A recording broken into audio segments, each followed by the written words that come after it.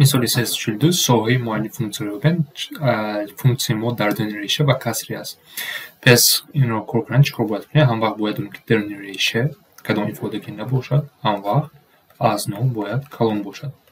کلون یا برابر نول باید باشد. بعد این نو برابر باید کار کنیم. چیکار کار میکنیم؟ ریشه ها رو میبینیم صورت و مخرج علایده یابیم. x برابر 5 این از اون صورت است و x برابر مینوس 5 این از اون مخرج است. بعد در خط راست ریشه ها رو مونیم از خورد به کلون مینوس 5 و 5. بعد ما باید یابیم که بین کدام فاصله ها فونکسی من پلوس یا مینوس به من جواب لازم نیست. اینو من در درس نابرابری فهمیده بودم. باید برو تفتیش کنید. اگر من مینوس 10 رو انتخاب کنم جا اینجا مینوس میشود، بعد پلوس، بعد مینوس. برای من چی لازم است؟ پلوس. یعنی ساحه معین من بین مینوس 5 و 5 است. مینوس 5 و 5 مونده میتونیم که برابر است. ما میدونیم که برابر باشن قوس‌های محکم میمونه. لیکن در اینجا کسری است. در مخرج نو شده نمیتونیم. برای همین ما مینوس 5 رو انتخاب کرده نمیتونیم. اگر گیریم کسری ما به نو تقسیم میشود که اون امکان ناپذیر است. بین مینوس 5 و 5 است. جواب ب.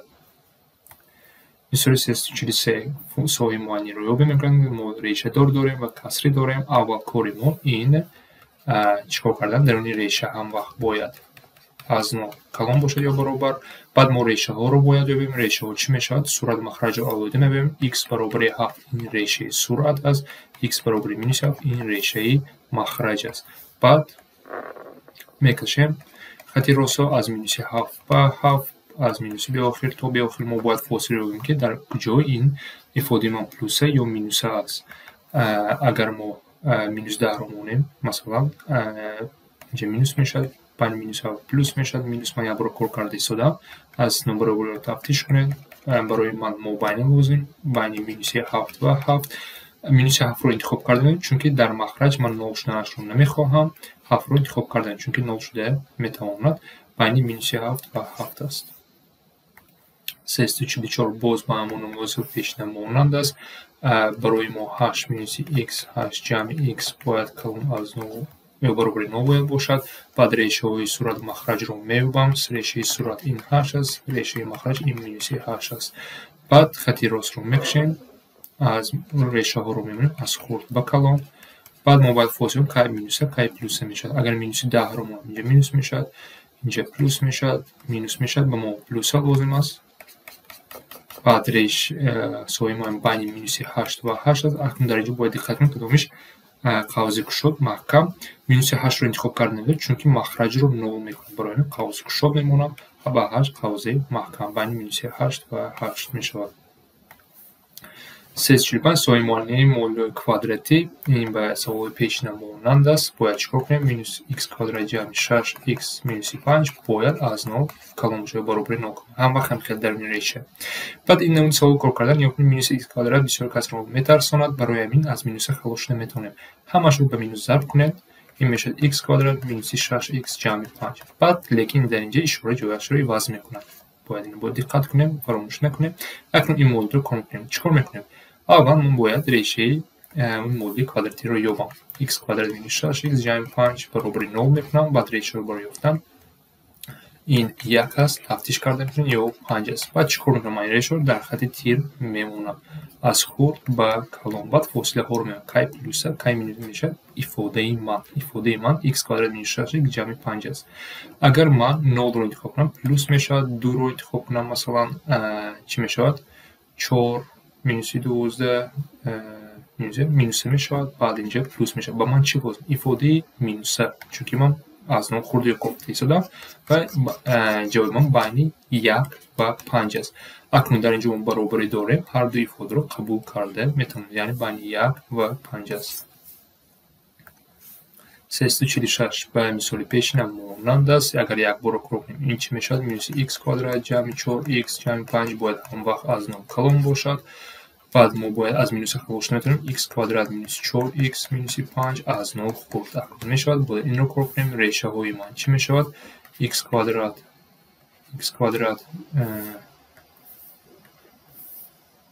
x کвадрат минуси 4x минуси 5 баробари 0 метавонам решаҳо ро меёбам. ин мешавад x ман ба қавсҳо ҷудо карда метавонам x минуси 5 x ҷамъи 1 баробари 0 аз инҷо x баробари 5 аст ё ин ки x баробари минуси 1.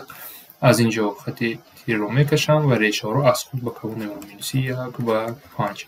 баъд мебинам ишораҳои ман чӣ мешавад. минуси 10ро агар монам минус плюс мешавад. инҷа минус плюс тафтиш карда метавонем. ба ман минуса ифодаи минуса ки дар инҷо аст ифодаи минуса лозим аст. яъне минуси 1 ва 5 дар дохил чунки мо инҷо баробарӣ дорем. 347 ба мисолҳои пешина монанд аст. чикор мекунем? минуси x квадрат ҷамъи 8x минуси 15 бояд аз 0 калон бошад. аз минуса халос шудем ки аз x квадрат минуси 8x ҷамъи 15 баро аз 0 хурд акнун бояд решаҳоро ёбем. ин ба қавсҳо агар ҷудо кунем x квадрат минуси 8x ҷамъи 15 баробари 0 кунем ман бояд решаҳоро ёбем. ба қавсҳо агар ҷудо x минуси 3 ва x минуси 5 аст баробари 0. аз инҷо x баробари 3 аст ё ки x баробари 5 аст. баъд дар хати тирӣ мемонем. аз решаҳои хурд ба калон баъд ишораҳоро мебинем. кай минуса кай плюса мешавад. плюс минус плюс хато накарда истода бошам. дуруст мешавад. мехоҳем кунем. баъд ба мо минуса лозим аст чунки аз 0 хурдтар. яъне решаи мо байни 3 ва 5 дохил ҳастанд. 348 акнун дар инҷо бинем соҳаи муайян дута реша дорам. дар инҷо мо бояд система барои фикр кунем. яъне барои ҳар ду реша ҳам 15 минуси x бояд аз 0 калон бошад ё баробари 0 ё ин ки x минус 3 ҳам ин ҳам бояд аз 0 ё баробари 0 бошад. аз якумаш дида метавонем ки 15 агар ман x ро ба тарафи рост кунам ихел мешавад. яъне x аз 15 хурд аст. барои дуюмаш бошад x аз 3 калон аст. яъне фикр кунед x шумо аз 3 хурд аз 15 хурд яъне x-ҳои шумо байни 3 ва 15. ман имрӯз ҳоло дар новбаробариро фаҳмонда будам. тафтиш кунед агар нофаҳмо бошад. яъне байни 3 ва 15 ам мешавад. 349 боз ба наводи соли пешина монанд аст. x минуси 7 бояд калони баробари 0 бошад. x ҷамъи 12 бояд баробари 0 бошад. дута реша дута нобаробарӣ. аз якумаш маълум шуд x-и шумо аз 7 калон аст ва барои дуюмаш x-и шумо аз минуси 12 калон аст. аҷоиб аст. яъне ҳам аз 7 калон аст ҳам аз минуси 12 калон аст. барои ҳардуш якхелаҳоро меёбем. яъне барои ҳардуш чӣ шуд мекунем? аз x аз 7 калон аст. яъне ҷавоби шумо x аз 7 калон ки дар даруни x чиҳо ҳаст? яъне 8 аст, 9 аст, 10 аст, 20 аст, 30 аст.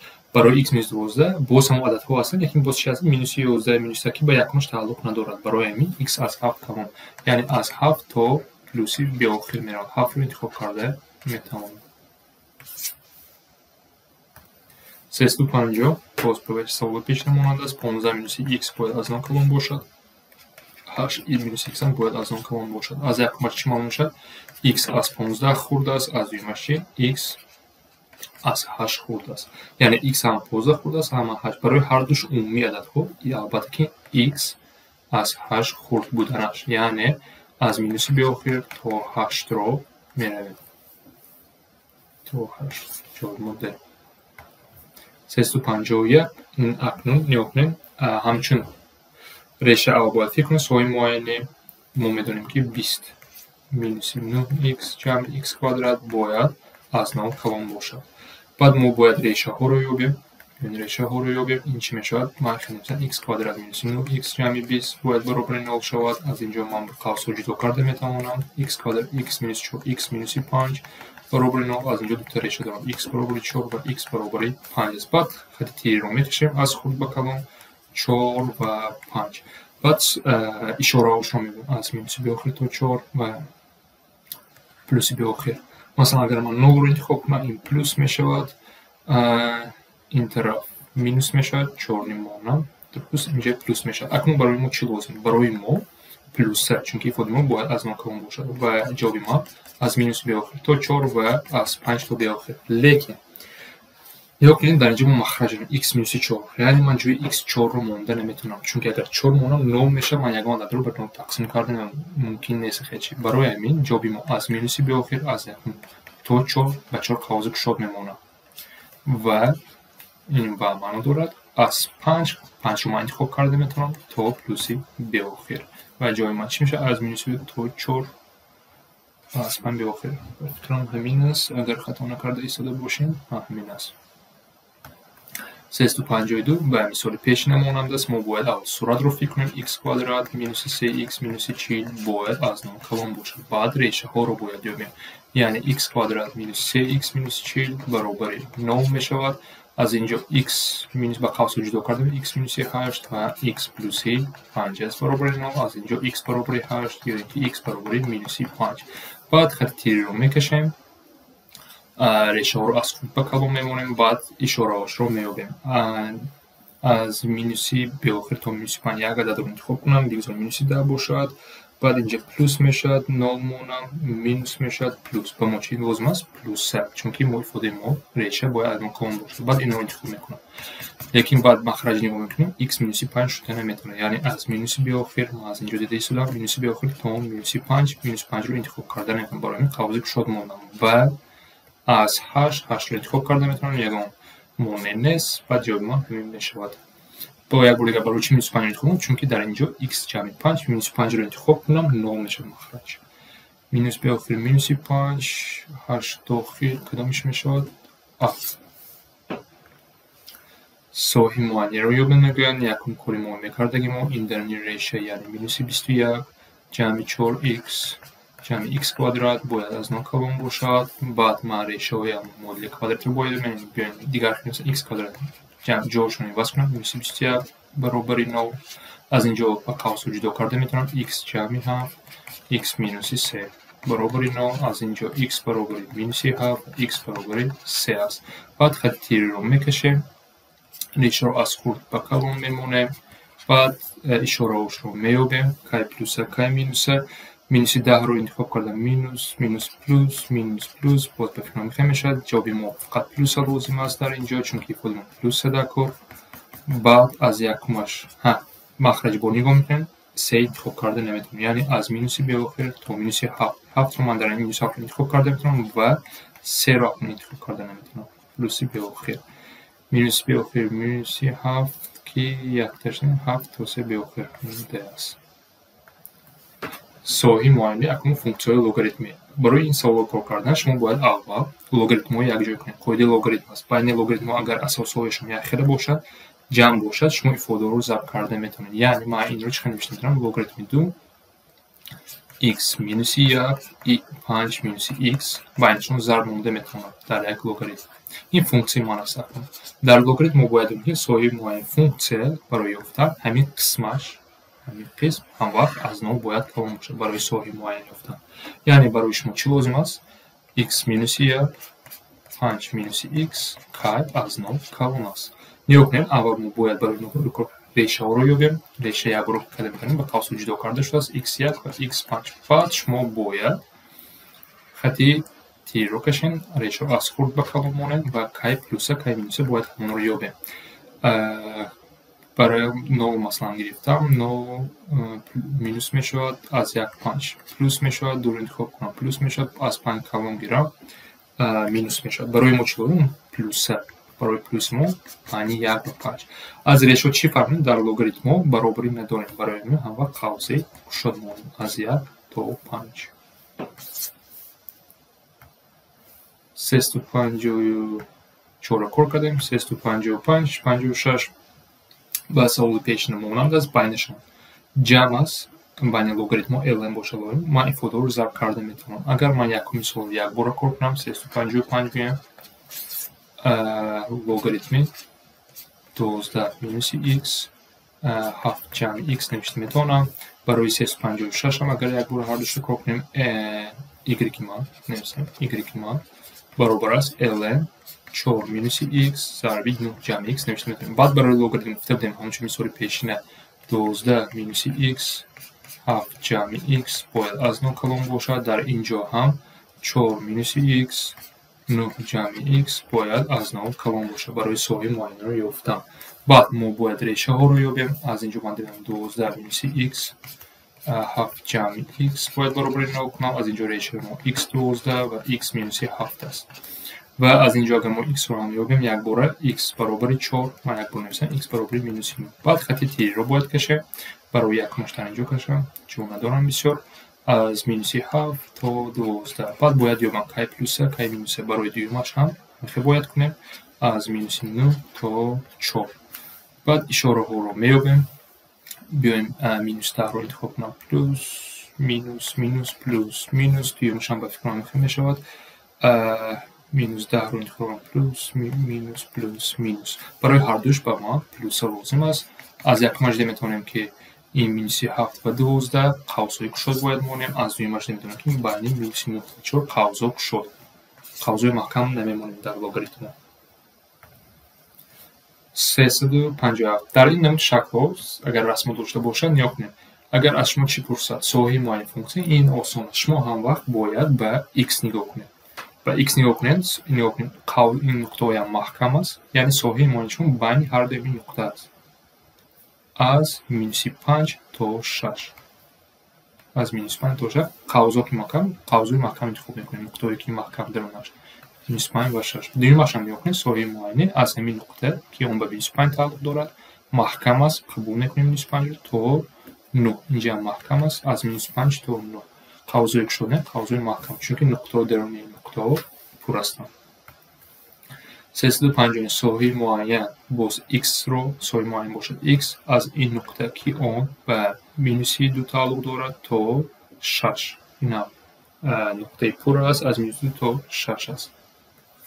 360 در مجموع قیمت های فونکسی ما باید y نیا کنیم. y ما از چند تا چند می رود. نیا کنیم مینیموم y ما چند شده میتوند مینوس 3 و ماکسیموم لیکن در اینجا نیست 2 از 2 هم قبول داریم. اصلا ماکسیمومش رو باید یابیم 4 یعنی از مینوس 3 تا 4 اینجا محکم است اینجا 4 نیست از مینوس 3 تا 4. 360 مجموع قیمت ها y نگاه میکنیم نیا کنیم اصلا ماکسیموم نقطه ما این چند است 4 است و بعد مینیموم رو میکنیم از طرف چپ هم مینوس 1 از طرف این هم مینوس 1 یعنی بین مینوس 1 و 4 است. مجموع قیمت برای سوال نوبتی باز به y نگاه میکنیم اصلا ماکسیموم نقطه رو میبینیم 4 است اصلا مینیموم نقطه رو میبینیم این مینوس 3 است بین مینوس 3 و 4. فونکسیون توق و جفت کدام از فونکسیون توق است کدام از جفت باید قاعده رو به خاطر بیاریم. ما کدام فونکسیون رو توق میکنیم کدامش جفت. اگر ما در این فونکسی مینوس x رو یا مونم و نتیجه من با خود اون فونکسی شود این فونکسی جفت است.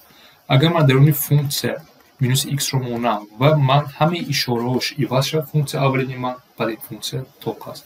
بیاین در مثال بینیم مثلا 363 من باید یک به یک همشه مونم مثال جای مینوس x در جای x مینوس x میمونه جمع کوسینوس مینوس x. شما باید اینو درونین این جفت است x درجه 4 میشد کوسینوس مینوس x هم وقت با کوسینوس x برابر است. اینم باید قاعده دونه نگاه کنین یگان چی عوض نشد به مثل پیشینه این در اصل فونکسی جفت است.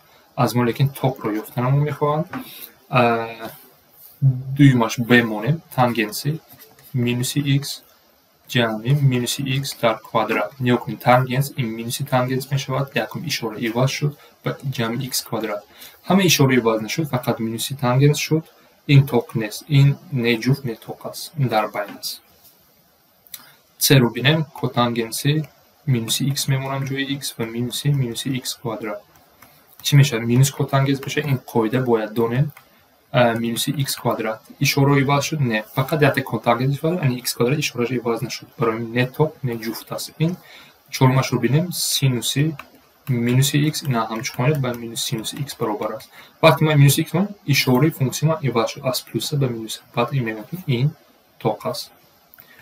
364 باز هم حساب باید جای x اکنون از ما جفت میپرسد من یک بار اگر بینم کدومش جفت شدنش ممکن یعنی جای x مینوس x مونم فونکسی اوما شکلش عوض نمیکند. با فکرم این و هست من یک بار دیگه سودم شما با همش سنجیده میتونید یک با یک مثال مینوس x میمونم چی میشد مینوس کوسینوس مینوس x جمع مینوس x در کوادرات.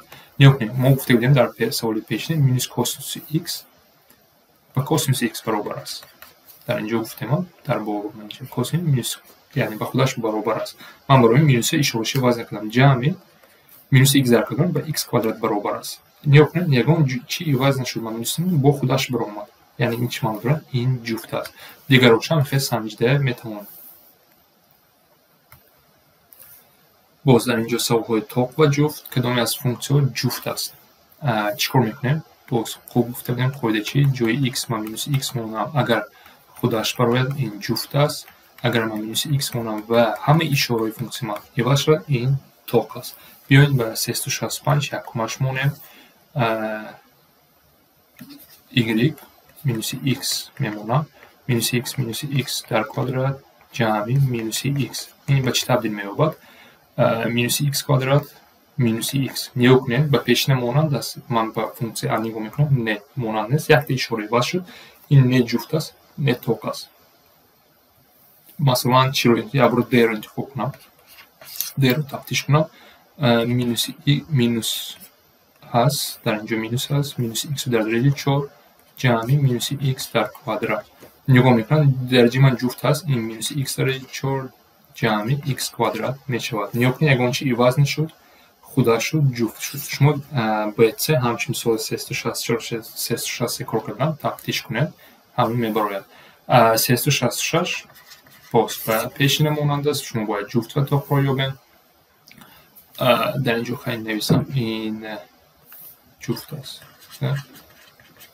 366 چکار میکنه از کدام طاق است. یعنی من جای x مینوس x همه اشاره رو عوض کنم این طاق می باشد.